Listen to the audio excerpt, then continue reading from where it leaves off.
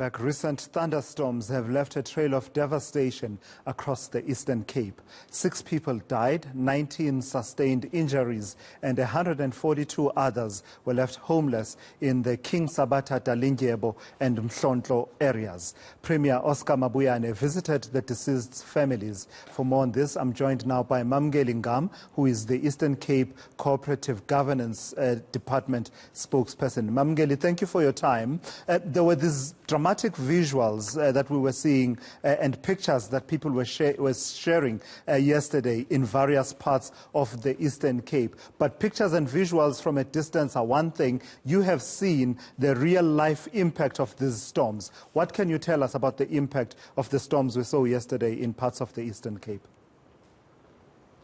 Good afternoon, Mr. Simelane, and to the viewers of eNCA. Can you hear me? Yes, I can. Yes, we can. Yes, please go ahead.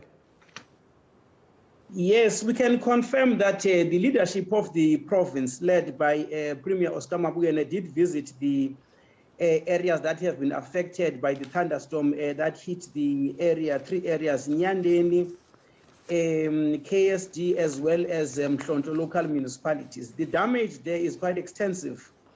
By the look of the pictures that I have at my disposal.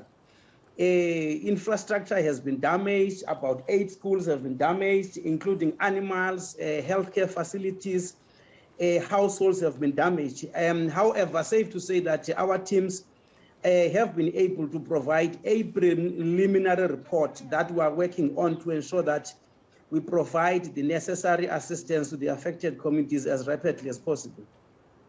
And in terms of the impact on lives, Mamkeli, what can you tell us? The figure we've been reporting is that 6 people have died. What else are you able to tell us?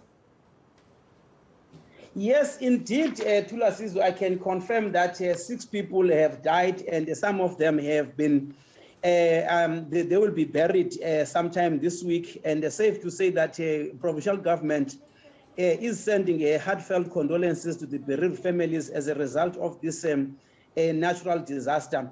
And in as far as fatality injuries are concerned, there are those people who have been affected by minor injuries, others are in hospital. So the situation is being monitored closely by the leadership of the affected municipalities, the district municipality, as well as us from the point of view of the provincial Cogta, to ensure that we continue to provide the necessary relief and to restore the situation back to normal. Terrible news.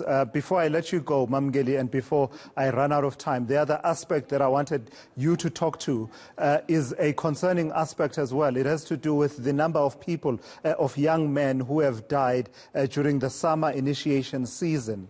By comparison with the winter season in the Eastern Cape, I've read reports that say that during the winter season, we had about 14 young men dying, and now we are sitting at about 23. This is truly concerning, is it not? Indeed, Mr. Simelane, this is seriously concerning. The province is under a cloud as a result of unnecessary deaths, because the practice of ulwaluko doesn't kill.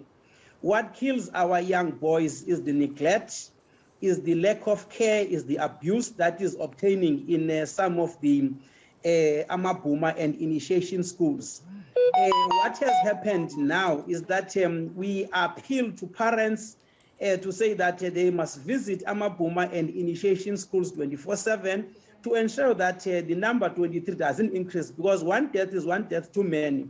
And we also want the MEC of the department, Ngata, is sending heartfelt condolences to the bereaved families for the loss of their young ones. These are innocent lives that were not supposed to have died.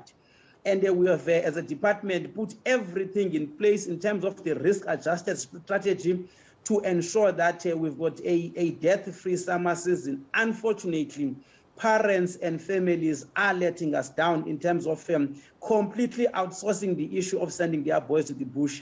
However, working with the police, we can confirm that we continue to arrest people who are circumcising these boys unlawfully. All right. Thank you for your time there, Mamkeli Ngam, who speaks on behalf of the Eastern Cape Department of Cooperative Governance and Traditional Affairs.